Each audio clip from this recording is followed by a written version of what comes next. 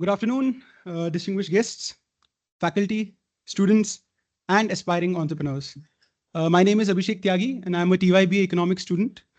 I'll be your host for the afternoon, along with me. Hello everyone, good afternoon, and I'm Anusha Kothe from SYBFM from SIES College of Commerce and Economics, Sion East. Well, ladies and gentlemen, before we proceed with this session, to seek the blessings of the Almighty, I would like to request Suhani Kale to come and lead us into a prayerful attitude.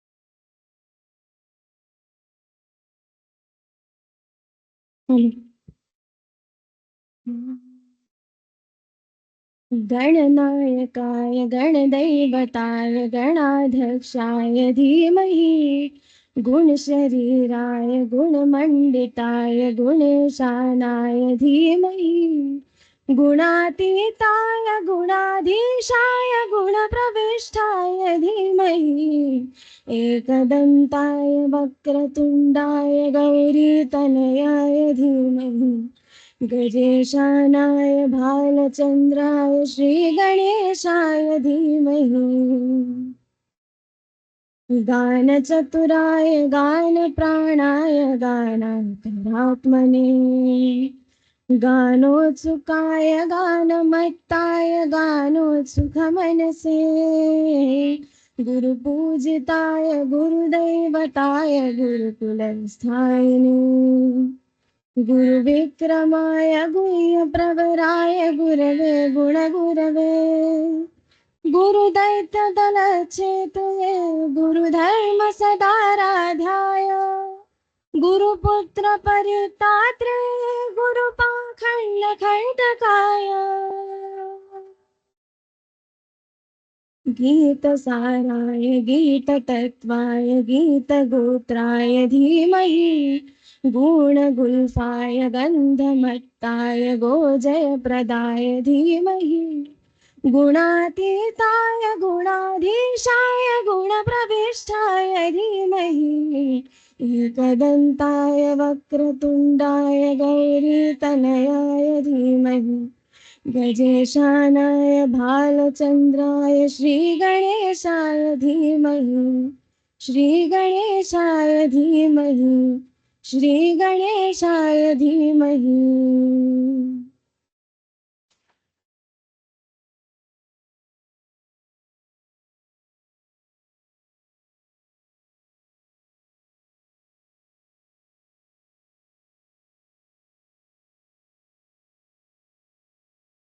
Thank you so much, Suhani. Ladies and gentlemen, we are delighted to welcome you all to this insightful speaker session organized by SIES Incubation Center and the Nirmitee Kendra, the entrepreneurship cell and the skill hub of SIES College of Arts, Science and Commerce. We are honored to have you all join us this afternoon as we embark on a journey of inspiration and knowledge sharing. This session promises to be a platform for fostering innovation and entrepreneurship. To begin the session proceedings, I would like to invite Dr. Uma Shankar, Principal, SIS College of Arts, Science and Commerce, Sion West, to welcome our esteemed guest and set the tone for the afternoon.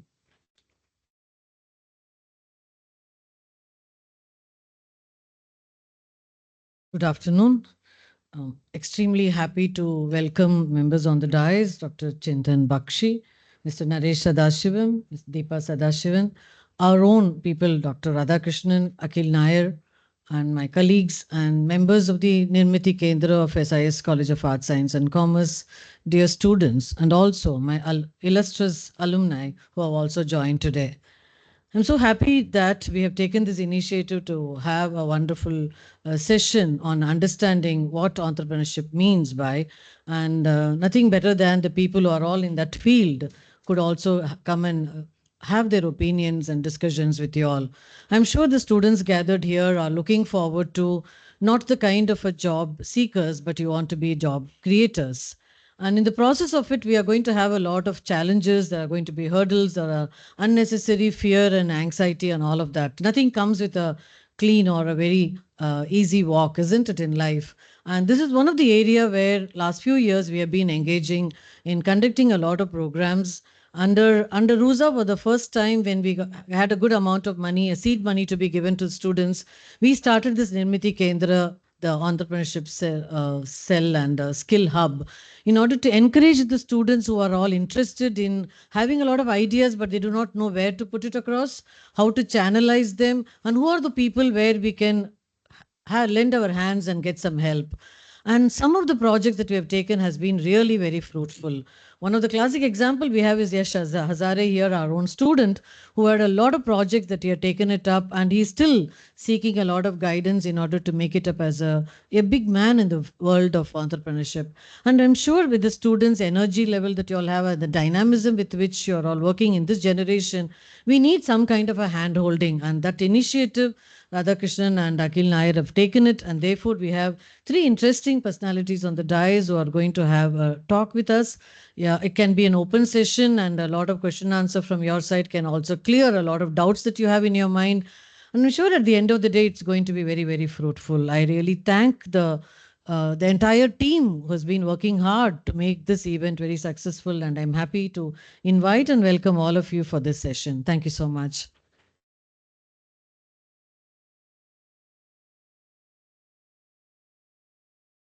Thank you, ma'am, for your valuable words. Now I would like to invite Dr. Satish Sarfare, Vice Principal and Head of Department of Zoology, SIES College of Arts, Science and Commerce, to introduce today's event, the Fireside Chat.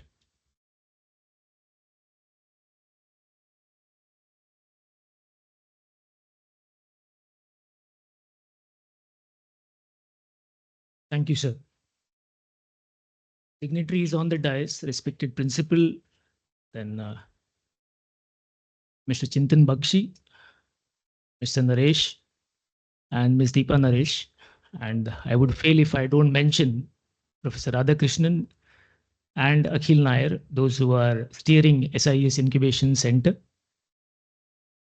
Team Nirmitee Kendra, I think one needs to appreciate, and I would request the SIES students to give a round of applause for Team Nirmitee Kendra.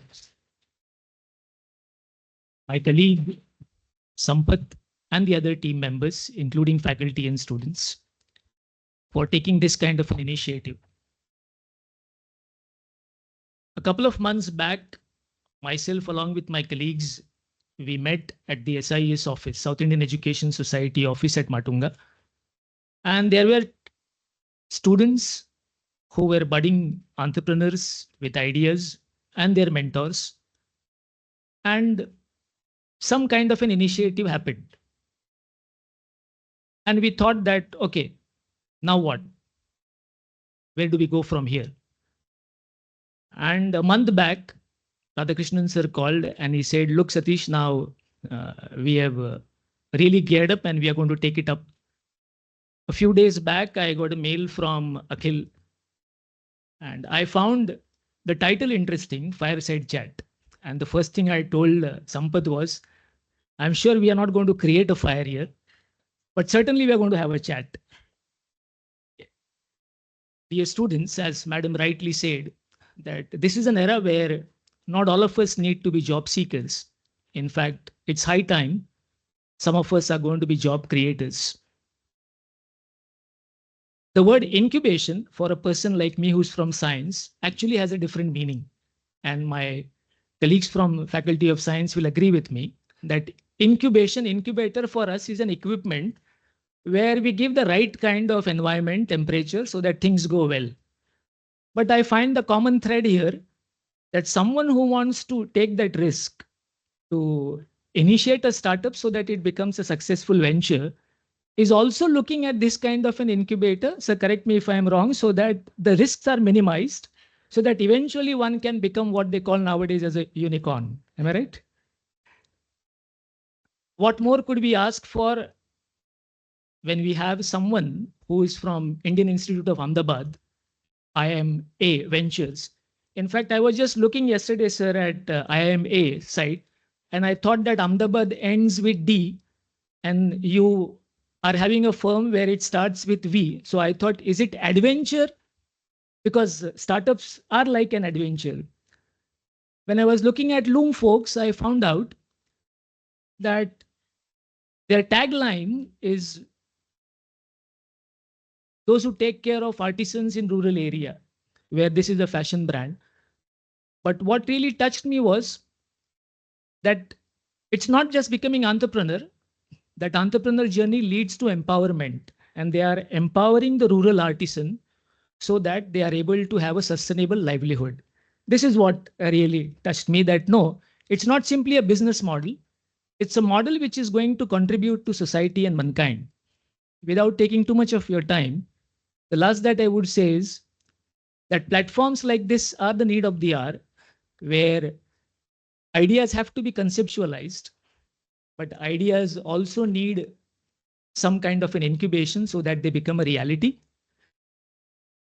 And the fact also remains that once those ideas become a reality, the ideas will not only rule the world, but ideas can also change the world. Thank you so much.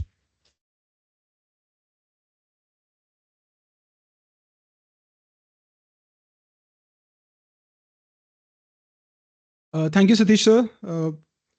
I'm sure everyone is geared up for an exciting afternoon ahead of us, which will provide us valuable insights into the world of entrepreneurship. To take this session forward, I'd like to call upon my co-host, Anusha. Please.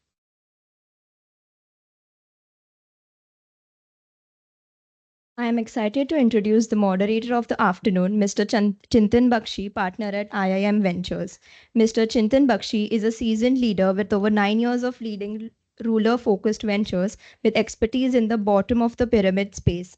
He develops innovative models for rural entrepreneurship, internet access, e-commerce, and mobile distribution.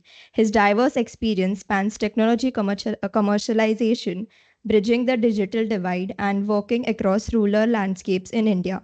Prior to this focus, he honed his project management skills at leading companies and co-founded an internet procurement platform in 2000. An IIT Delhi and IIM Bangalore alumni, Chintan sir brings a wealth of experience and education to the table. Welcome, sir. I request Principal Dr. Uma Shankar ma'am to felicitate Mr. Chintan Bakshi.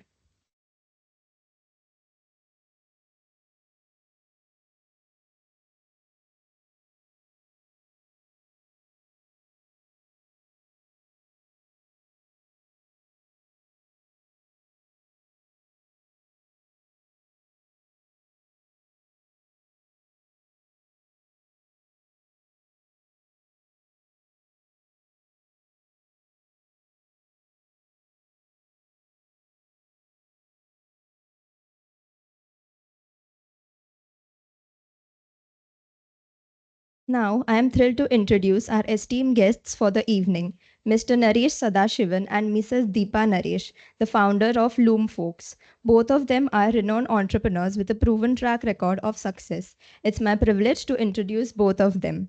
Mr. Naresh Sadasivan is a seasoned technology leader with a passion for innovation and entrepreneurship. As the co-founder and CTO of Loomfolk, he leverages his strategic thinking and business acumen to drive technological advancement across internet systems, vendor integrations, and partner collaborations. Throughout his career, Naresh Sir has championed bridging the gap between business needs and software development, resulting in successful projects like Unicus Interactive's recognition as a top 3 national finalist in Microsoft Code of Honor 2014. His current board involvement at Volite Technologies further demonstrates his commitment to leveraging technology expertise for growth across diverse organizations. I request Principal Uma Shankar ma'am to please felicitate Mr. Naresh.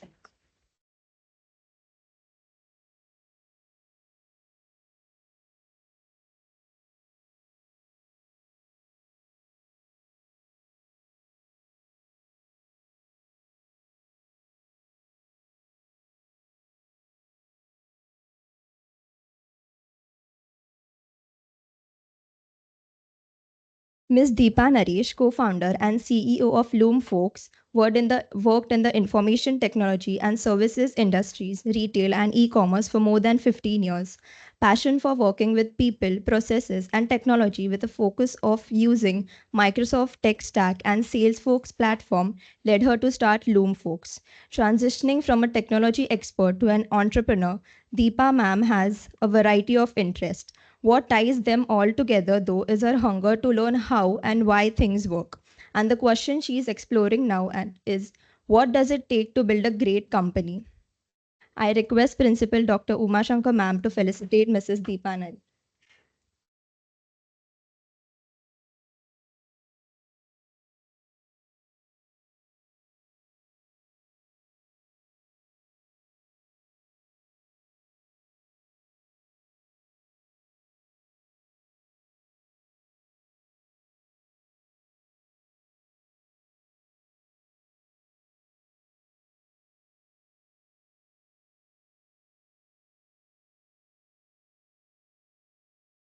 Now, we are very happy to have Professor Radhakrishnan, Head of SIS Incubation Center, and Akhil Nair, Manager of SIS Incubation Center, who were instrumental in organizing this event.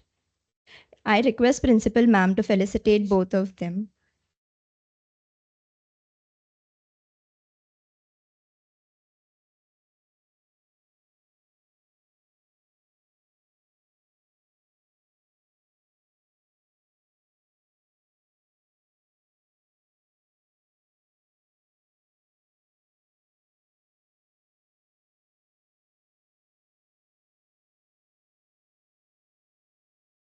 Now I request the volunteers to make the necessary arrangement to felicitate the fireside chat.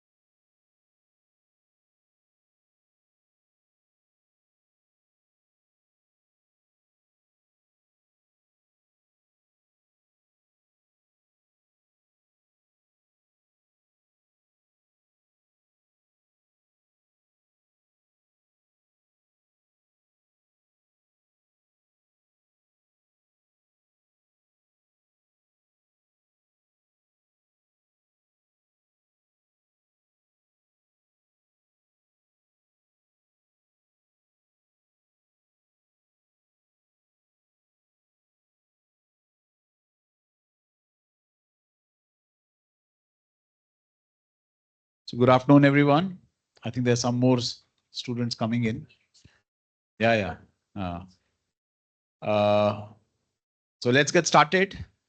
So as mentioned by ma'am and Satish ji, the objective of this fireside chat without the fire is actually to really understand entrepreneurship, and that's why we have called people who have gone through the entire journey of starting from an idea and taking it to a business, And that too, I mean, you heard their backgrounds. They're both techies. But what they're doing is essentially working with artisans and trying to create a brand, a viable business, so that not only does it become a business, it employs people, but it also benefits rural artisans, right? Who don't have themselves the ability to directly market the products. I mean, they have the skill, they have the understanding of the product, etc., but they don't know how to market it, how to reach customers, and all that. So therefore, typically what we call as a social impact business, right? A for-profit social enterprise. It generates profit, but it also generates a lot of impact. And in fact, there are now a certain set of investors who only invest in businesses which create social impact. Now, in fact, there are another set of investors who only invest in businesses which create social plus climate impact, sustainability. Right? Generally, Indian crafts, the traditional Indian crafts are also sustainable because of the natural processes that they have and all that. So, therefore, the idea today is to really understand what it takes to convert an idea into a business, what are the challenges, and what are some of the pitfalls that you as students who are trying to set up a new business, then you need to kind of avoid. So I think as Satish ji mentioned, and a very good definition, that's actually the most pertinent definition of an incubator, is that an incubator is an entity or an organization or a center, whatever, that mitigates the risk of starting up. Right? Starting up is a very risky process. I mean, working in a large company is much more structured, but when you are trying to do something on your own, there are a lot of risks available, and that's what the idea is for us to today understand and learn from.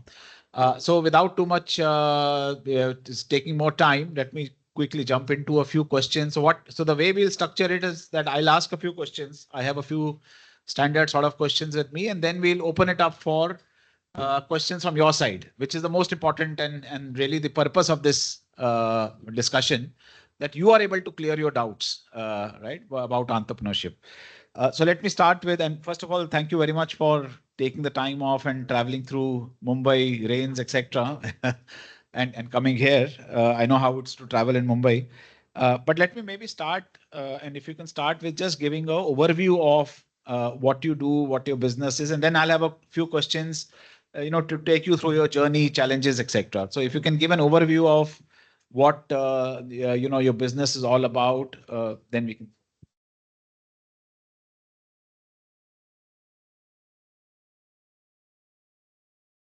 I think it's okay.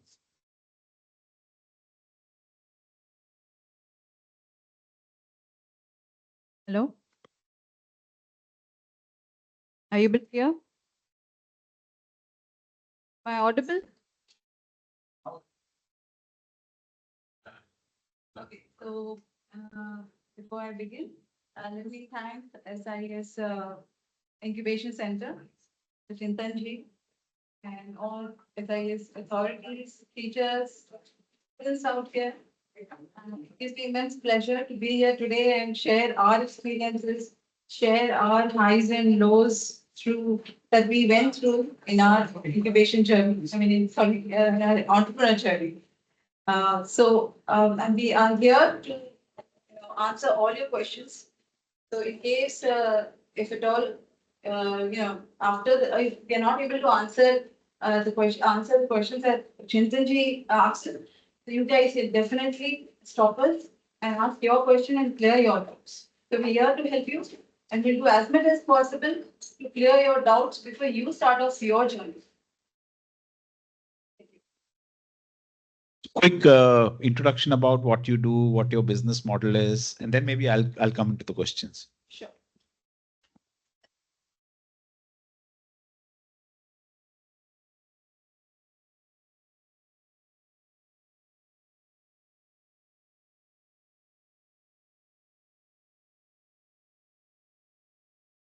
Our website, they find the right products created very authentically by the weavers at the right price. So we have made affordability also available on our website for all kinds of customers. So this is precisely what Loomfolks looks at. Yeah, and what are the kind of products? Of course, I think we have your website up on the screen, but what kind of products are there?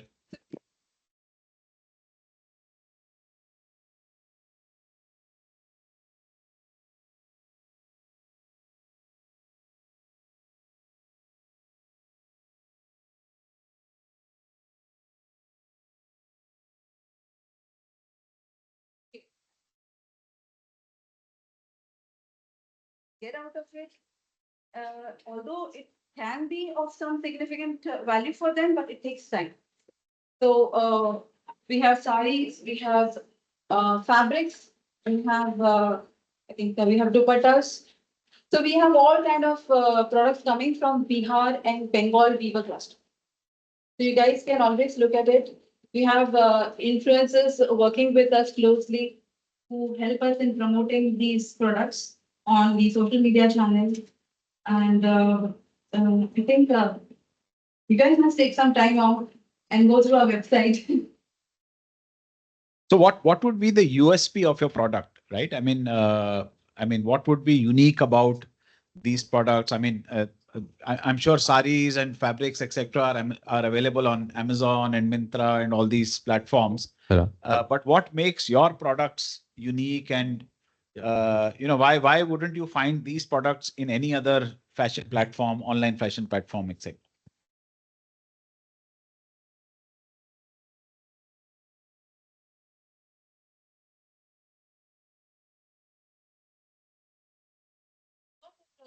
It's been flooded with so much of products which are so cheaply available.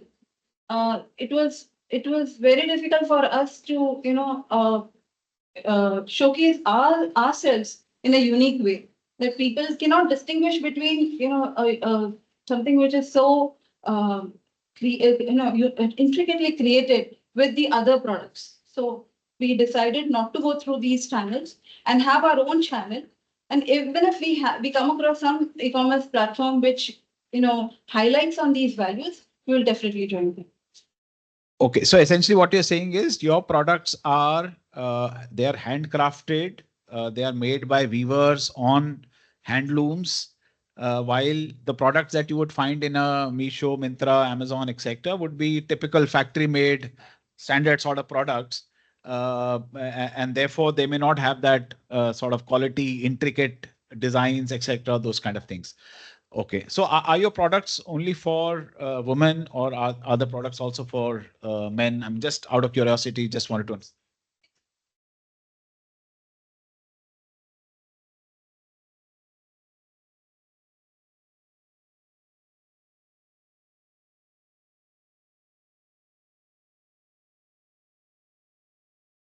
Sure. Okay. So I think at least now I am clear about what you do. So my first question now, looking at it from a business perspective, I mean, the first question which I had, and I'm sure a lot of students will also have, how did you come up with this idea, right? I mean, a lot of students struggle with that aspect that, how do you, we want to do a business, but, whichever idea we think of is already covered. Someone is already doing it. So how did you come up with this idea, and how did you decide to sort of launch it? Can you throw some light on that? Yeah, I mean, yeah, it's a pretty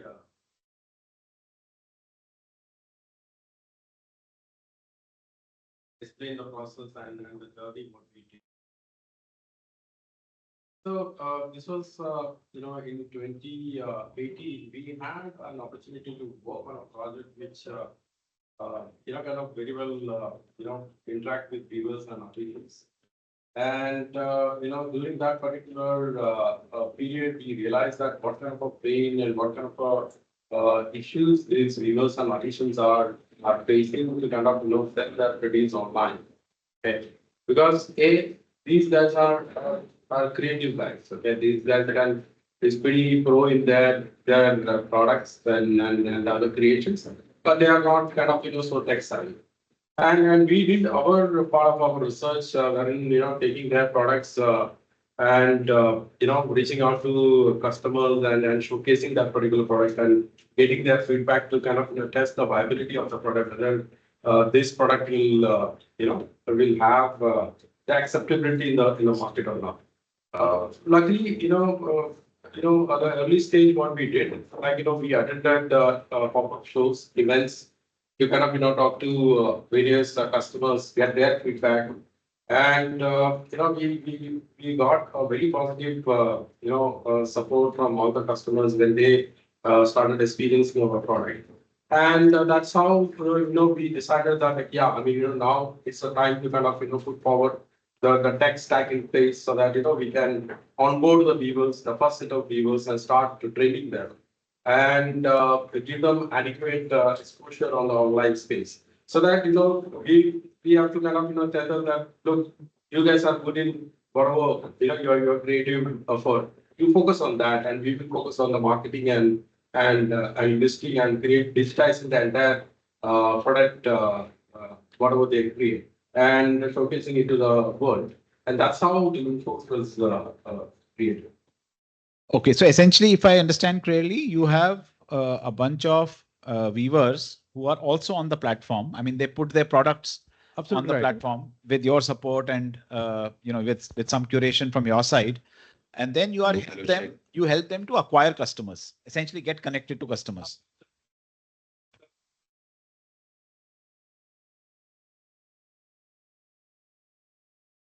All right.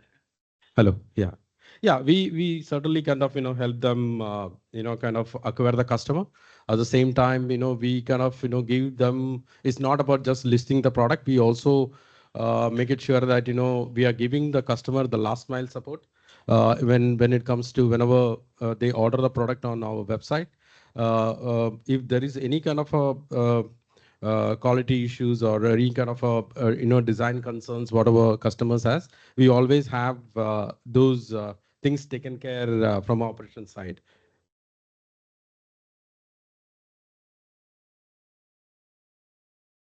That is correct. Yeah. Yeah. Yeah.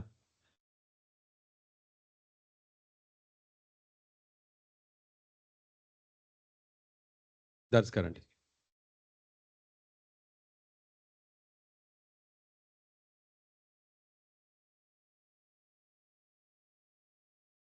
That's right.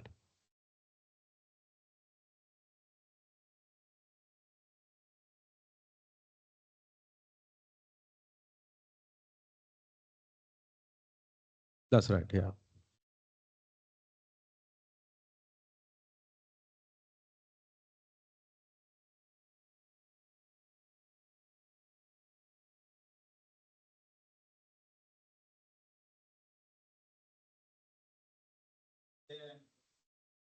Yeah.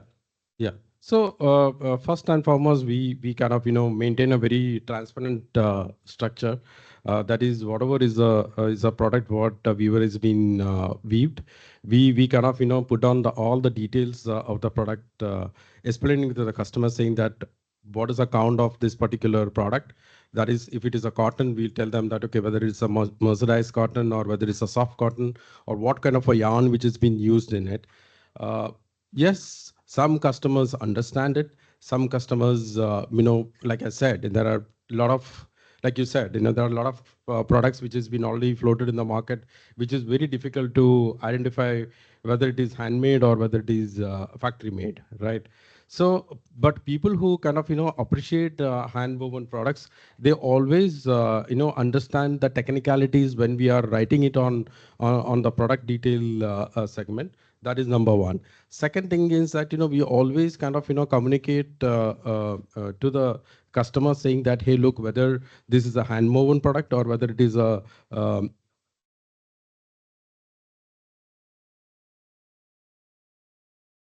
hello, yeah, whether it is a handmade product or whether it is a power loom product. We made it very clear upfront.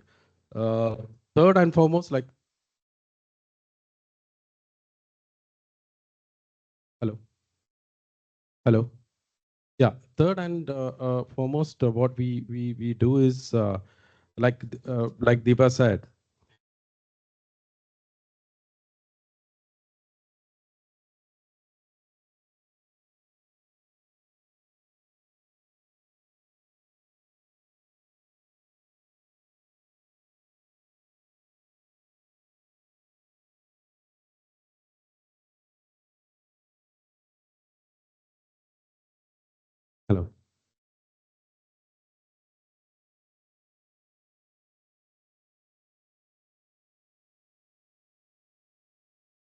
Hello, check. Yeah. So like Deepa rightly said, anyway, sorry for the interruption, this happens. Most of the time it happens, but we should continue. Yeah. So, like Deepa said, when we started, we tried, hosting our particular product on various platforms like Amazon and Flipkart. But we realized that these products cannot be kind of listed there for simple reason that the kind of ticket size what we are listing there is not at all supportive for such kind of a markets. Amazon is good for products which is like somewhere ranging about 500 to 600 rupees or more than 1,000 rupees. I'm not saying that other categories would. I'm focusing on the fashion side of it. I mean, that's what the price range people expect on Amazon and Flipkart. So these are. I mean, people are very much aware that when they are shipping, where shopping from Amazon or Flipkart, that what kind of a product they are going to buy it and what kind of an expectation when the product is received. But when they ship or other kind of do the shopping with us, we make it sure that whatever product, whatever we have been kind of put up on our website, it is that exact quality what they are kind of receiving it. There is no change in that. Even any kind of a quality deviation happens, we take the responsibility and we kind of address that issues upfront. Sure. So I think what you're saying is that by being very transparent about Absolutely the right. product, giving the details probably also of the artisan who's making it, which village or which region or Absolutely cluster. right. Absolutely right. So that's how the customer gets an understanding of the USP of the product and the fact that it's made by either on a handloom or a power loom or whatever. Correct. There's very important point is that see, we are not like any other retailers which we just list the product and we kind of ship it out. We also kind of deal in customization. I mean when women's people over here understand that people have different likings, right? So we cater to that likings. They can very well kind of go and approach for customization, even if for colors and even if for designs and patterns too, even if for a single product. Nobody else can do that at this point in time in the market. So that is a unique selling point for us, and obviously certain categories. I must have that disclaimer in place. Not all the categories we do customization, but certain categories which we are pretty much strong in it, especially when it comes to linens and cottons, we do customization, and that is a USP which we stand in the market. Great. So I think one way to look at your business is that instead of having a factory as a backend where the products get manufactured, you have maybe 100, 200 factories, which are nothing but small handlooms spread all across Bihar, Absolutely UP right. and all, and Bengal and all the places. And you are essentially managing them and you are communicating with them, giving them designs, etc. So how much of an effort is that? So instead of one factory, now you have maybe 100 or 200 weavers who are in fact located in villages. Right. They may sometimes have mobile communication, internet, they may not have, etc. So how much of a challenge is that? Can you enlighten the group on what it takes to kind of manage the supply chain, the back end? Since supply chain is handled by Deepa, I think Deepa would be the right person to answer this question. Yes. So here, with this regard, we always encourage our weavers to take everything as a as in take ownership of what you're doing. Okay, this is absolutely your product and we are helping you out to get this to your end users. Okay, so micro entrepreneurship is what we encourage, okay, among them. They are like in the very beginning we said that there are no strings tied up with us. We let them do their business with other vendors also. At the same time, we encourage them to create the best what they can do. Okay, and we assure that we will be marketing them and reaching out to all the customers nationally and globally. So Right. this is what we I would like to add one more point. Okay. We have extensively studies various behavior when we are interacting with viewers and artisans. Okay. We have seen that, startup creating, different apps for different purposes, but this entire country works on WhatsApp. Okay. So this, so our entire tech model is revolved around communicating on WhatsApp. All the communications for orders or delivery and logistic is being mapped onto the WhatsApp channel, so that they can easily take the photos from the loom itself and share it on the WhatsApp. Even customer is also part of that particular communication. So that ease of doing communication with from the loom, that is somewhere at the rural area of Bihar to a city, makes it pretty easy for everyone to kind of be in this ecosystem. Okay, so what you're saying is that you have, I think, close to 100 or 150 artisans, looms that you work with, right? Yeah, technically more than that, directly and indirectly. Okay. Within like say for example, from Bihar and Bengal, yes. Yeah, so that means all these artisans have a smartphone. Yes, right? That's how correct. That's correct. So I think that's a very interesting, observation that 100, 150 artisans, and that too in Bihar and Bengal and all that, which are That's right. slightly underdeveloped states as compared to, let's say, Maharashtra, Gujarat, etc. That's right. So that sort of a network is available. I think that's a good learning to Absolutely. understand that if in case some of you are interested in doing a similar fashion business with artisans, I mean, these artisans most likely are available on WhatsApp. They have a smartphone, and communicating, etc., is easier. It's of course still difficult, but it's easier as compared to maybe 10 years back, when you would be maybe struggling with they might not even have had a phone and all that. So only physical visits would be the only way in which you kind of communicate and track order quality and stuff like that, right? Yeah, that is correct. So like I said, while we having a casual chat, we have traveled extensively to these clusters. We sat with them, we understood what their creations are, and we made it sure that they trust whatever business model what we have been proposing it. Creating the trust and working with them very closely is very important. Just by kind of reaching out on WhatsApp does not work. Okay, it is like you have to be there, you have to understand, you have to create the relationship. We always have invested in time and energy and money on creating relationship rather than just about the business. Once you create a very strong ecosystem, that is where you're going to build the next step of your business on top of it. Else, that is going to be very difficult. Yeah, thank you. So I think the other question which I had in mind, and in fact, we had a similar fireside chat yesterday in the Nerul campus. So I asked a similar question to the person who had come, that typically a startup, when you launch, you have some assumptions that this is how it's going to pan out. Yeah. But after some time, you realize that it's not working out that way, and therefore you have to pivot, right? You have That's to make right, changes to your business model or the product. So what were the important pivots that your business model went through, where you had to kind of sit back and think through it again and make a conscious decision that, okay, rather than doing this, we'll do that. So can you just throw some light on a couple of important pivots? Sure. We started off as a D2C model, and so far this particular model has been working for us. So we did not really face any challenge in it to pivot or to another model.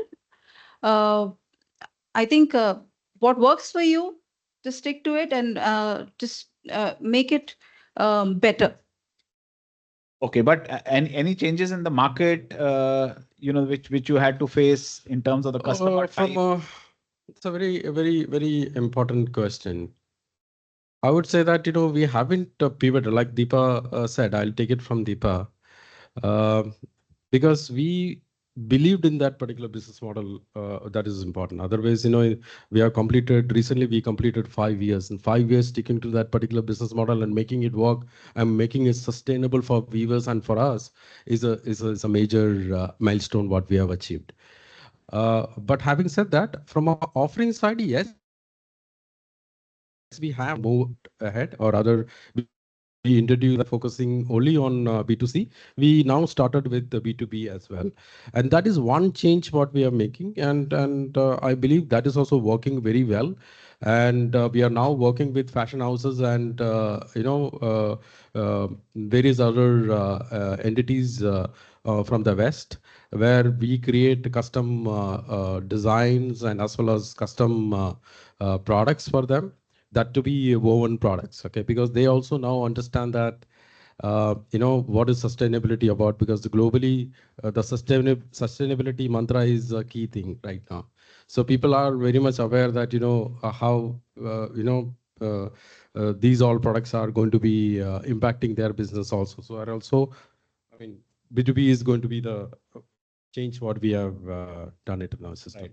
No, I think that's a very important and interesting learning that we generally tend to think that if we have to do something fashion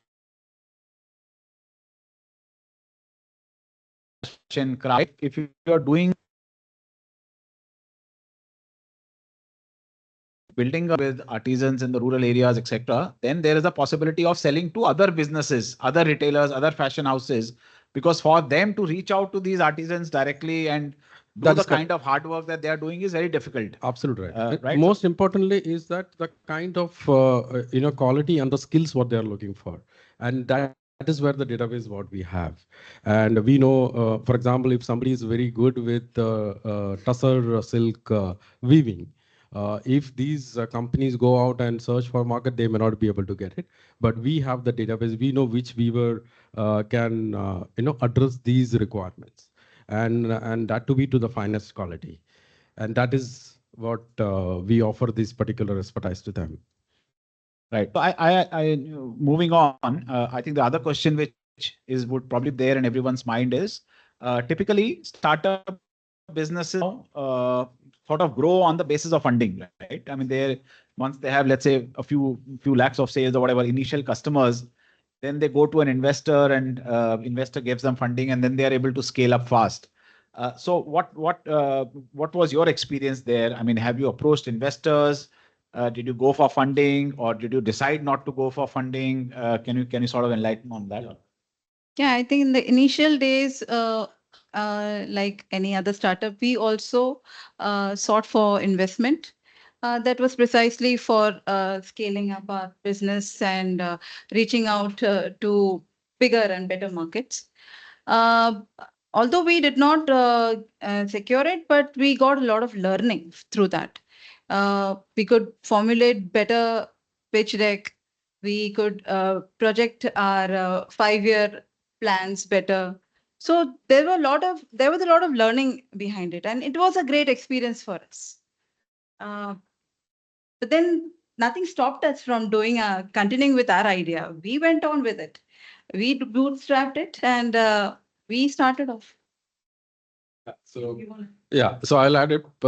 So here, most important that if you are not, it's not necessary that the venture always needed fund to be successful. Let me tell you that. Okay, if you believe in your business model, if you believe in the kind of business what you are going to build, stick to that.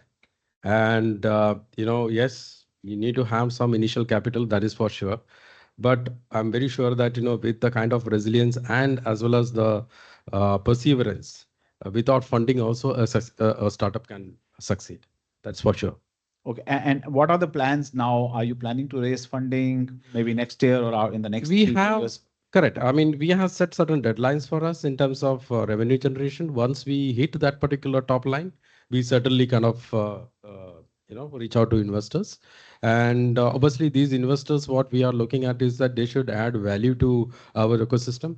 We are not just randomly kind of inviting the investors and pitching in for money, but we want a very a collaborative relationship what we want to build with the investors, so that along with the obviously investors will expect 10x or 20x, that is for sure. But we also kind of we don't change the business model. We also kind of create meaningful impact in the market. That is what is very important. At any cost, we don't want to change the business model or the kind of vision what we put forward. That's sure. I mean, and last question from my side, and after that, maybe we can have some students to ask questions. Sure. So what is the one advice or maybe 2 sets of advice that you would like to give to students who are thinking of, let's say, starting a fashion based business or a crafts based business? I mean, what is one thing to maybe not do and one thing to definitely do, do's and don'ts kind of a thing based on your experience? I think you need to kind of understand the basics of what, or you should be able to differentiate between what is this craft business, how exactly it works. You need to know the technicalities of it. Just because 10 people are doing the business doesn't mean that you should jump into it. You have to first understand uh, the details of it. Try to understand where you can create a value in that craft market if you are really thinking of starting that particular business. Then you work on it, you kind of research on it, uh, and build that particular unique proposition in place. And if you believe that that unique proposition is going to win the market, you should go ahead. So research is very, very important. Always remember that. And it is very high chance that you can get carried away with multiple different suggestions from people. And don't listen to naysayers. Okay, people will kind of you kind of go and share ideas with 10 people, and 10 people will give you 10 different ideas. I mean, gauge those information, filter it out, do the research, and take up whatever is appropriate for you and work on it. Okay, thanks a lot. So I think maybe we can Thank you so open it much. up Thank you so much. for Really appreciate it. questions in case there are questions from the audience. You want to understand how to start a fashion / craft kind of a business. Anyone? You have a mic?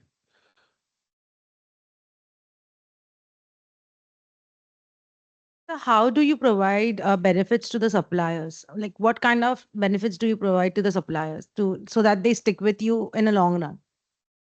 Yeah, we make sure that they are paid online, paid on time. Okay. And we provide them with all the intelligence that, what really will work in the market in the coming months. Like we just have the seasons starting now. So we give them all that information prior so that they can prepare themselves what color combinations will work well and what is the trend going on in the market. So that kind of information we give them. And certainly, Loomfolks always gives freedom to our weavers to also creatively come up with their own ideas, and we discuss with them.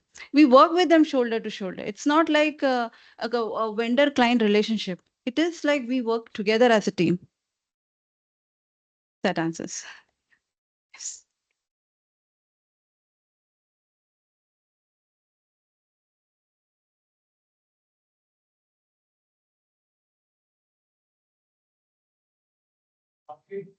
So how you distinguish your product pricing? As I can see, your market for 4.5, 8.9. So there's a lot difference between many players. Yes, certainly. So this is the most sensitive aspect of this business that we look at very carefully.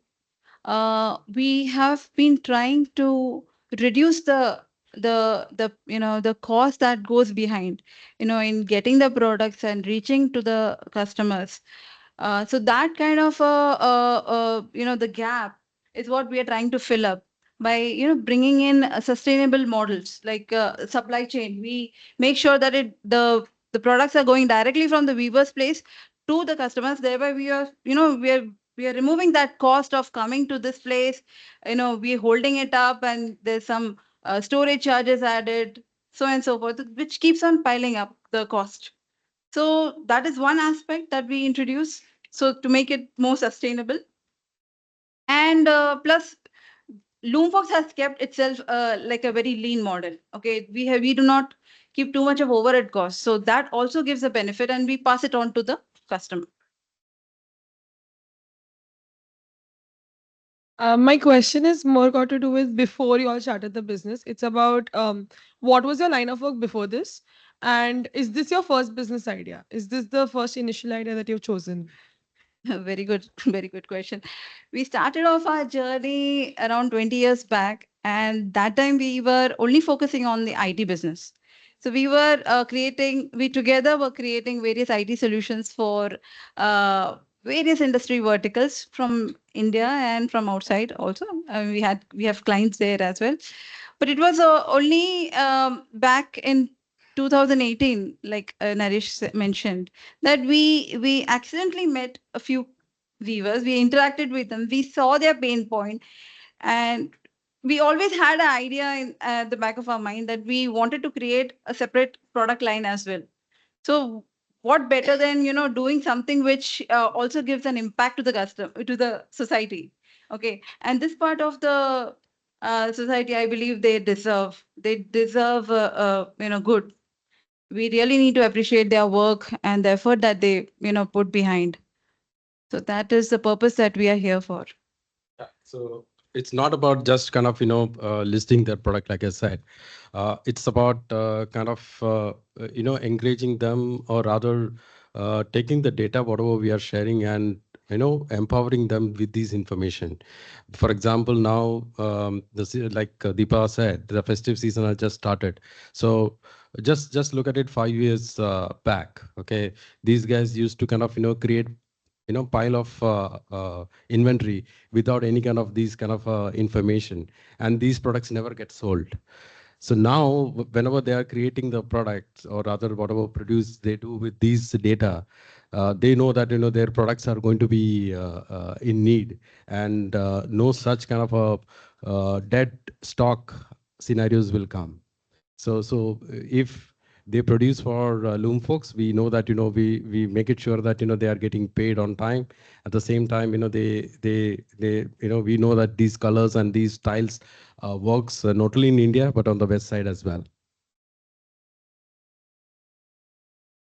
So I would like to know that what are the artisans' point of view when they make these clothes? Because we all know that due to the introduction of looms in our country, the mass product machinery, it destroyed their livelihood and their living during the British era. And many art forms of printing and weaving were lost after the time in the 100 years that followed.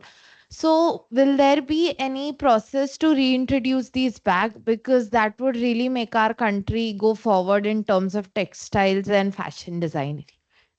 Absolutely. That is the most important focal point why we are here for. Okay. We don't want this particular art to perish. We want them to stick to this. But that does not mean that they have to compromise with their future. They are, their kids, most of them, they are like engineers. I've seen them personally. I've met them personally. They're engineers, they are graduates, but they're still working with their family and supporting that craft. And that is appreciable. And we must support them. If not, then we won't find any handloom weaver. The handloom will become extinct. Yeah, in few years. How do you compete with, there are state-owned websites or state-owned brands that sell handloom products, specific to their states? Yeah. So how do you all compete with those ventures? See, there is no competition as such over here. That is not the approach that we are looking at. We encourage them. Okay. We are also part of. We are also We are part also of part that particular. For example, we have forged a partnership with the APCO from Andhra Pradesh. Okay, it is an Andhra Pradesh state government-run agency, which is a Weavers and Artisan Society. We work with them very closely to kind of introduce all the latest products which has been created by weavers and artisans. And we met the key people in APCO to do this exercise very closely. I mean, in between there was a slack period, but now we are gearing up again with that particular partnership. So, coming back to your question, is that we don't compete with these kind of state-run organizations. Waiting for a longer time, yes. There can be scope for mistakes from the supplier side, especially it is a clothing business, so finishing and all this part. So how do you address that? Yeah. So we give this freedom to them to make mistakes. Absolutely, we give them the freedom. And till this point, we have never, ever shown that discomfort from our end. No. If you made a mistake, it's okay. but we just bring that to their notice that, see, this went wrong. It's okay. No worries. Don't worry. Let's address it next time. So we are very compassionate in that process. Okay. And that's how it has to be in life also. You have to, let go. It's okay. Don't just hang on to it. This is not what you're here for. We're here to help, right? So mistakes are all fine. Perfect. That is precisely the reason that almost after Yeah. years kind of stick to us, and they will definitely if given a chance, that they will always work for us, because that is a kind of a relationship what we have built with compassionate. I just wanted to add on to that. I have seen a lot of artisanal craft bands very clearly mention that this is a handmade product. So it will not be 100% exactly all throughout. There may be some little bit of smudges here and there. And if you buy two products, same, then the second product could be different. So that is the characteristic of an artisanal product and not a machine-made product. Machine-made product, to exactly वैसे ही होगा. 1,000th product and 10,000 will be exactly same because it's just replicating tuck, tuck, tuck. So this is like handmade. So therefore the difference. So in a way you are educating the consumer also to answer part of your question that there may be some slight differences here and there, right? You don't expect a 99.99% kind of quality standardization in a handmade product. You have to appreciate the other aspects of the intricacies and designs, what they talked about. So there are two parts to the question. First is any marketing strategies or tactics that didn't work for you but work for others, and also what are the strategies that work for you but aren't working for others? Marketing strategy and tactics. Okay, yes, so very interesting question.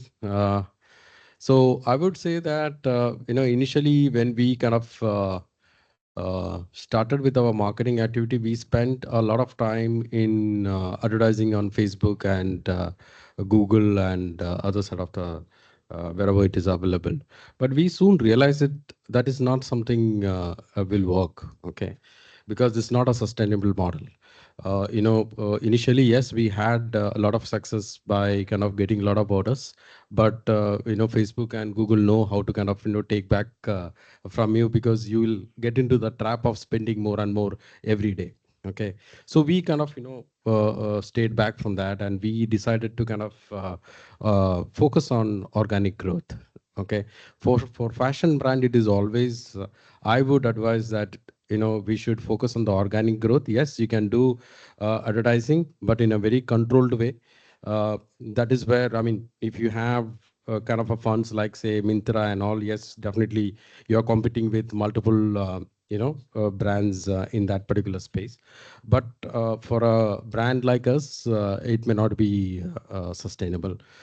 So I would advise that organic growth is very important.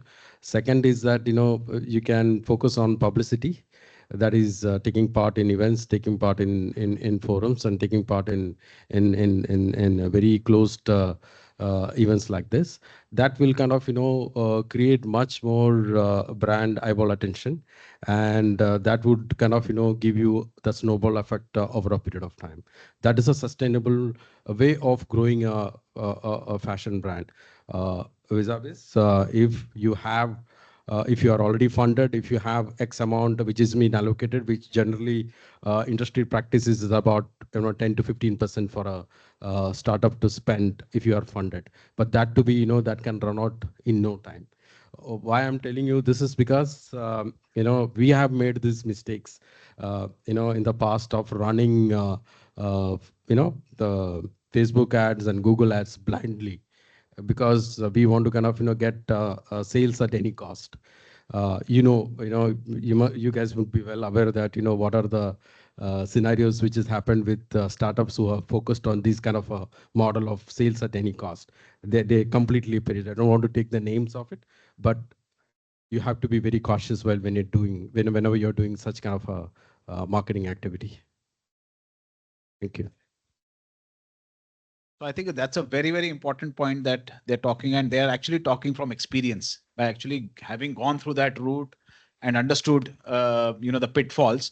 So I think it's good to kind of acquire the first set of early customers using social media, maybe spending money, etc. But there's nothing to substitute your true customer loyalty, brand building, educating the customer, sort of physically meeting customers, maybe through pop-ups as they talked about. So there's no replacement for that. I mean, while social media is there, it's a very low-hanging sort of a channel in that sense. It's easy to go there. But I think what he's trying to say is that if you completely depend on that and hope that it's going to take you to break even, that's not going to happen, because they extract the cost of customer acquisition through social media, etc., is very high. It seems very easy, convenient, but you can do the initial set of customer acquisition through that. But ultimately, you have to sort of go through the traditional ways of building credibility, word of mouth, physically interacting with customer, going to exhibitions, talking to customers, they getting convinced कि अच्छा यार ये product है, this is great. So I just thought I'll add on to that.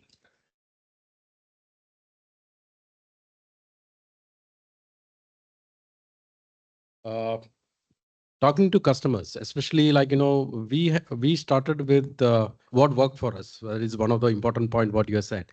We attended a lot of exhibitions, that is pop-up shows, and when we are interacting with customers, we could understand what is their requirement and what is their choices of colors or patterns and all. That really worked, I would say. Okay, but it is not feasible to kind of, I mean, if you are in Mumbai, you can only attend so much of pop-up shows. Okay, you cannot go pan-India and attend all those shows. But I think Mumbai is a commercial capital and it gives you enough freedom to go and explore if you have that kind of a mindset to win the market.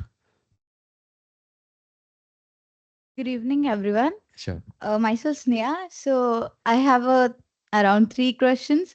One was regarding how do you increase their productivity by engaging into a sessions for them, or like creating an environment where they can learn and evolve. And the other question is technology. What kind of technology you use to reduce the time and increase the efficiency of the work? And the third is, would you like to represent your brand in the front of the big brands, like the one which is in the market, and also the in the Shark Tank? Like, would you want to represent yourself in the Shark Tank? Now it's completely a choice that business can make whether to. I'll go like descending order. The last question first. Going and pitching ourselves in the Shark Tank session. Well, it's whenever we are ready for it, we'll definitely go and hit that part also. Second, the first question was more about how we are educating our viewers. Well, while they absolutely are aware about what they are doing, the only part of education that we can give is how you can, interact with your customers. Okay. For that, we had introduced a live session. We used to have this live session wherein we used to bring the viewers and their produce to the forefront and let consumers chat directly on the live session itself. So we took it for some time, but then we couldn't get that traction around. So we thought maybe later on we'll get to that point. But viewers were very interested in doing this kind of work. So that was an interest that we generated among them. Okay, and that because they have been, most of these viewers know, they are already there in pop-up shows. They're already doing that part, so it becomes very comfortable for them, and technology makes it even easier. So that was the first question. I'm not able to recollect the second one. Could you please? Technology. Yeah, see, the current technology that they are using is WhatsApp.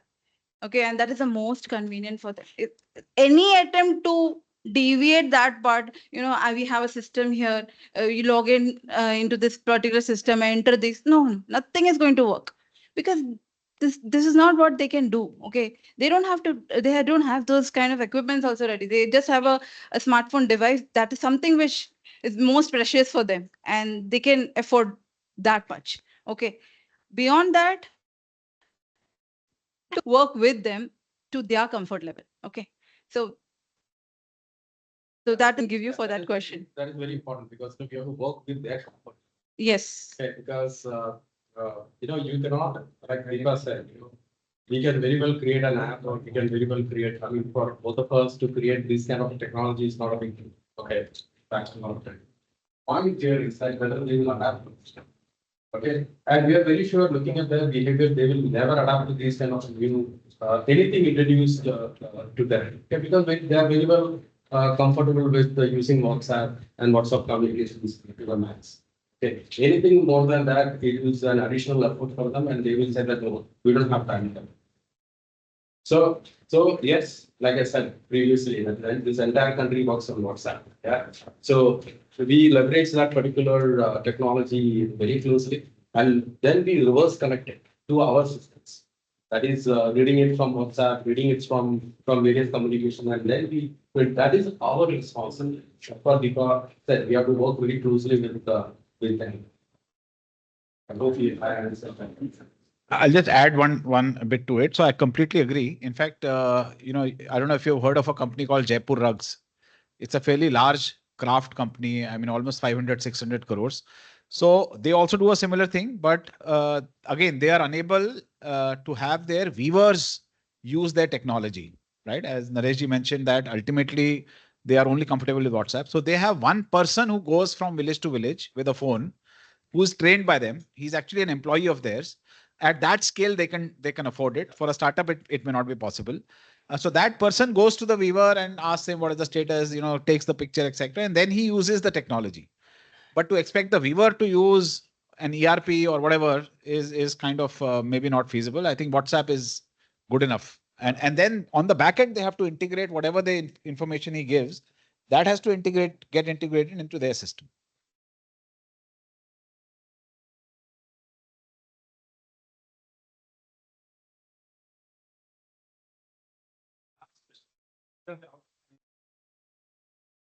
Last question, I'm sitting.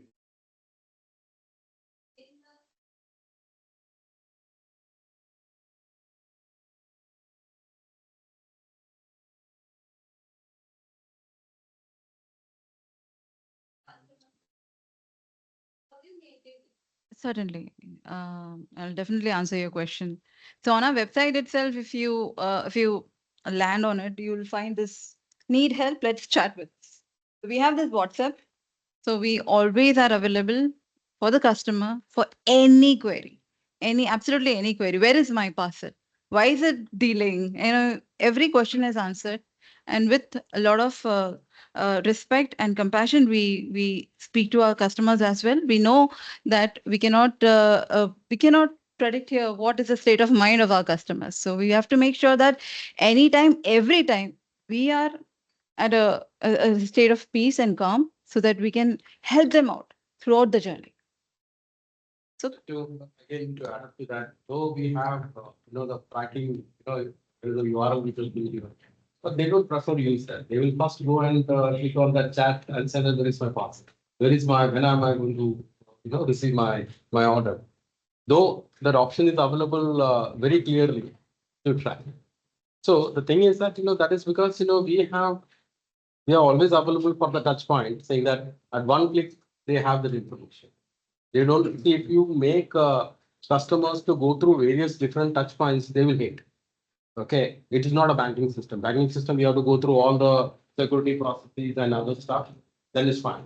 But in this case, they want the information on their fingertip, and that is not. And they will always, would be happy to chat on a WhatsApp and get this. One last. Hello, sir. A very good afternoon. I wanted to know the financial aspect of the business. So the prices of the sari is set by Loomfolks or by the weavers, and if it's set by the Loomfolks, how much percentage are you giving to the weavers? And because you have mentioned you want to empower women.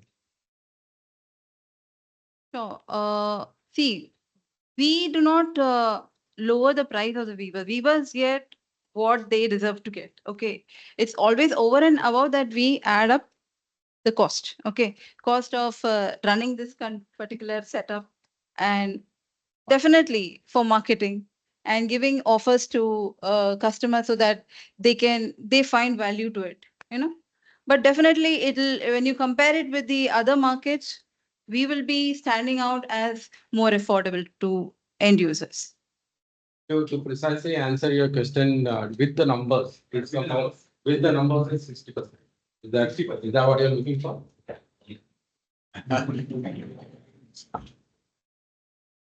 So how you advertise your product? Because as a customer, why I buy from you? Because I have a comfort of going on easily on Amazon and Myntra and easily scroll lots of products in that are easily available. Again, that is a customer choice. Again, it's a customer choice whether they want to buy from Amazon or whether they want to buy from a trusted source like the Loomfolks or any other handmade products. Okay, it's a customer choice, number one. Okay. Second thing is that you will find a different, very good design, sarees or fabrics on Amazon. But do you think that after ordering you will be getting the same product? Will not be, right? For example, if you order it from Amazon, do you really think that you're going to get the same product? Most of the time it will be something else, right? Or whatever the design has been shown to you, it may be somewhere not even closer to that also. It may be totally different. Right. But when it comes to Loomfolks or any such brand similar to Loomfolks, we make it sure that we are very much addressing to the I mean, when you order the particular product, we make it sure that the same product is reaching to you. I think we are short on time. Yeah. You can maybe after the session, you can have you can speak to them. Sure. Really, that was a very insightful question and answer session.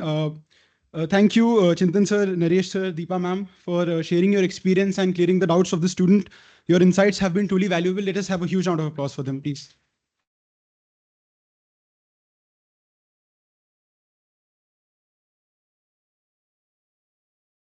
Now, I would like to call upon, now let us shift our focus to SIES Incubation Center. I would like to invite Mr. Akhil Nair, Incubation Manager from SIES Incubation Center, to share details about the center and its upcoming business plan and competition bootcamp. Please welcome him with a huge round of applause. Sorry? Let it be. Right. Good evening, I think. Yeah, it's about 4. So thank you everyone for coming. I'll just take one moment to, thank, relevant people here. So starting with Uma ma'am, Satish sir, Sampath sir, and all members from the Nirmitee Kendra team to actually help us here. And of course, Neena ma'am has joined us. Hello, ma'am, and Floor ma'am from, Commerce College, and Amruta and Anusha, thank you so much for your being great help for this event. So quickly talking about, the incubation center, right? What does the incubation center? Next one, right? So as you can see, right, Satish sir had also mentioned, the first instance when someone says an incubation center, it is mostly referred to creating an artificial situation or an environment for anything to grow and prosper. Similarly, it's a facility in terms of startups. It's a facility that to provide startups and entrepreneurs with services and support system in place to help them on their journey to become successful entrepreneurs, business owners, help their startups to grow, and even help them create their own innovative ideas. Right. So apart from that, what are the different type of support that comes across from the incubation center? So the first and foremost is of course a workspace for to sit and work. We have an incubation center we have set up recently in the Nerul campus. You're all welcome to visit there. So we have a sitting space there for now. Around 30 people can easily sit and work. There are other services like free internet, and we are getting coffee machine soon, not to worry about it. we will be offering, of course, one-to-one mentoring, because it is important that every step that you take in a strategic manner should have some kind of insights from the industry which is relevant, so that you don't take the wrong step. Networking is something as an add-on that come across. Of course, we are working with team here with IIM Ahmedabad, and they've been they are supporting us. So gradually, when we grow, and of course when you are also growing as a startup, you will get in touch with relevant stakeholders from the ecosystem. So it could be corporates, it could be government entities, etc. Professional services are also some of the offerings. There'll be third party entities who will be partnering with us, who will be providing their services, such as legal offerings, or support in accounting and finance, which would be at a subsidized rate, so that you can work on your startup and your business, and rather, you can outsource such activity to these entities. We'll be providing a plethora of training programs from different, from the beginning to the end, handhold you in actually building a structure for your idea, structure for your business. One of the examples is, lean model canvassing or unit economics, or how to pitch are some of the basic training program. One more thing, the final but the most crucial thing in the funding support, of course. Right now, we are at a very early stage as an incubator ourselves. Once we mature, and once we have a roadmap for us to show to the people, we'll get money, and we'll of course put that money as funding to the startups. What are the benefits? I'm sure you would have heard. It'll actually better your survival rates. Help you with good prosper development, and at large, reduce your operational costs. So you can put the money in working on your startups. Next, please. So talking about the SIS Incubation Center, it was set up in the late 2023. It is, as I said, supported by IIMA Ventures. They are a pioneer in the ecosystem. They've been there for more than 2 decades, and they're a center of excellence. One thing which is to be boasted about is that. So they're helping us. We'll be creating a prominent center to make sure that it's a world-class center offering one of the best opportunities and support system for budding entrepreneurs. And another important thing is it is exclusive for the SIS student community. So for all the colleges here, and even Commerce College, Nehru colleges are the students from the current batch, and of course the alumni are to be are given this offering. Next, please. Talking about the roadmap, what we have done is we have divided this activity into 4 different stages. The first one is evangelization, the ideation and prototyping, and commercialization. So in the first phase is something that we're trying to just create interest among people like you, to have just kind of a mindset to create something different, something of your own, being innovative. So what we have planned is some few speaker sessions similar to today. We'll be doing workshops and master classes. We're also going to conduct one full day event, startup fest, to help with our process. So then the next one is the ideation, is where we again help you create a structure around your idea, how to look into in depth in an idea, what you should be doing. So I'll be talking about the business plan competition and bootcamp in the following slides. Of course, that is what I'm going to introduce you to.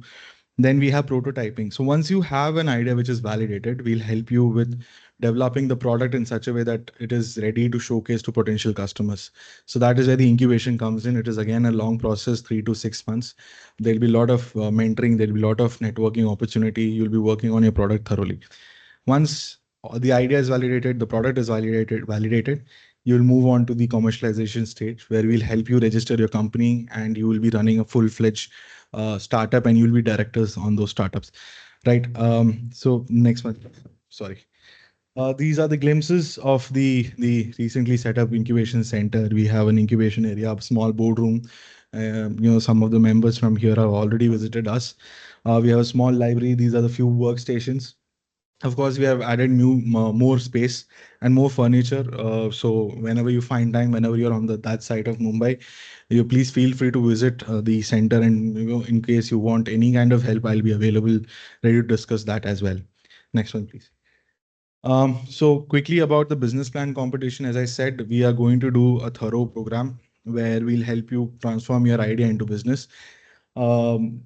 Idea into reality, sorry. And what are the eligibility? Simply anyone who you from the SIES education, SIES student community has an innovative ideas can just apply, right? Not a problem. What are the benefits? It will just help you with essential business skills. You'll know how to communicate in a professional setting, think like a business leader, professional, or some of the examples. Connect with industry leaders, as I said. There are cash prize, of course, but not for partying, for working on your ideas, right? So this is a basic seed money for you. Then, of course, you will be able to showcase your idea in front of potential investors. Next. Talking about the stages, there are 5 stages. The first one is just inviting you guys to just apply. It doesn't matter what kind of idea it is, or even if you don't have an idea, it is all about you having any interest. Let's say maybe fashion for that matter, or automobile, or any kind of technology or crafting for that matter. Doesn't even content creation ideas are also welcome. What we'll do here is we'll of course invite everyone to apply. There is a pool of application, we'll evaluate them, then again shortlist them, and then we'll put you through two training programs, which is build a winning business plan for yourself, and generally AMA sessions, so that you are able to refine your idea in a very structured way. Once that is done, you'll have to apply for another the proper business plan form, which will have in-depth questions in terms of what is the industry, what are you thinking of, how will you generating revenue, what are target audience, and so on and so forth. Once that is done, we'll review it again after 7 days. We'll shortlist you, and then we'll be conducting 2 more virtual sessions, which first one would be moving idea to startup and then lean startup. So these will just help you understand how to construct organization virtually, and how to be very, quick on decision making or planning for that matter. Once that is done, we'll do a full-fledged one-day boot camp, which will be from morning to evening. I'll show the details in the next slide. Then once you go through this boot camp, we'll be inducting you into the incubation program, the pure incubation flagship program, where we'll help you with further training, further handholding, and then capacity building, mentoring, connecting with relevant stakeholders across Maharashtra and across the nation, to help you, build your idea into full-fledged reality. Right. Next, please. So this is, as I said, it's a boot camp from morning 9 to evening 9. So the first, as soon as you come in, you'll be giving a presentation to the first set of jury members. Then there'll be one-on-one mentoring. So the first set of jury will have some feedback. We'll get that. Then we'll be engaging with few startup founders who will help you with one-on-one mentoring. Then we'll go for lunch, of course, important. Then going on for customer validation, what we'll do is that we'll help you identify your customers, make you to do research, as clearly mentioned. It is important to validate your idea and talk to customers, refine your product thereafter. And then we'll have one very good session, which is how to pitch. We'll be having one of the very prominent startup founders on a VC person, senior member from the venture capitalist company, to actually help you understand how to make a very impactful presentation. So it will not just help you with your business, but also your skills of presenting at a public forum, right? So it would be impactful any which ways. So once that is done, there'll be another period for you to prepare, work on all the feedbacks that you received from the first half of the day. And then finally, you will present your final pitch in front of a jury, which will consist of senior management from SIES, few startup founders, and even VCs, and even senior management members from the ecosystem. So we are planning to we are in midst of framing this everything. So this is scheduled for September 14. And before that, whatever you've seen earlier about the business plan will also fall into place. Next one, please. So what you can do right now is quickly scan this QR code, apply for your interest. Anything, doesn't matter if you have idea or not. Anything that you have in mind, let's say I want to just to find out what can be done, some kind of innovation, any sector, any function, please feel free to apply. And it's a fairly simple form just to know where you stand, what you have in mind. And from there, we'll just handhold you, share a few, we'll conduct, of course, training programs to help you develop your idea, your structure around that idea. So that is all from me. Thank you so much for listening to me patiently. I'll quickly request Chintan sir. Okay, right. Maybe on the vision that we have for this, for the the vision. Okay, thank you. So that's what. And as I said, thank you again. I would like to thank Naresh sir and Deepa ma'am and Chintan sir for being here. So I think so. Whenever you guys are there in Nehru campus or visiting that side, having any kind of questions, please feel free to contact me. I'll be there. My contacts are with Sampath sir and Satish sir as well, Floor ma'am from Commerce College. And of course, you guys also have it. So please feel free to connect with me. You can send me a mail about any kind of concerns. You can even come and visit me there. So thank you so much once again.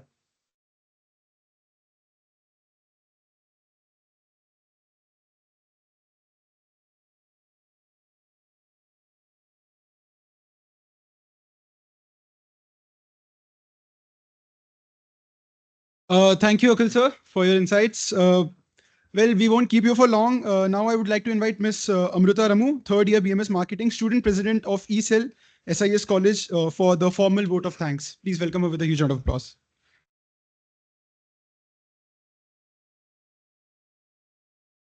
A very good evening to our esteemed speakers, faculty members, alumni, and fellow students. As the president of entrepreneurship cell at SIES College of Commerce and Economics, it is my honor and privilege to extend our heartfelt gratitude to everyone who made this speaker session possible. First and foremost, I would like to thank our distinguished speakers, Mr. Naresh, Ms. Deepa Naresh, and Mr. Chintan Bakshi, for their sharing their invaluable insights and experiences with us today. Your words have inspired us and provided us with a deeper understanding of your entrepreneurial journey. To our faculty members and SIS incubator team, your unwavering support and dedication have been instrumental in organizing this event. Thank you for providing us with the platform and resources to learn and grow. To our alumni and students, thank you for your enthusiastic participation. Your engagement and curiosity are what makes events like this meaningful and impactful. Lastly, a special thanks to the organizing committee and volunteers who work tirelessly behind the scenes to ensure everything runs smoothly. Your hard work and commitment are truly appreciated. We hope this session has been as enlightening for you as it has been for us. Let us continue to support each other and inspire each other on our entrepreneurial journeys. Thank you once again for being here and making this event a grand success.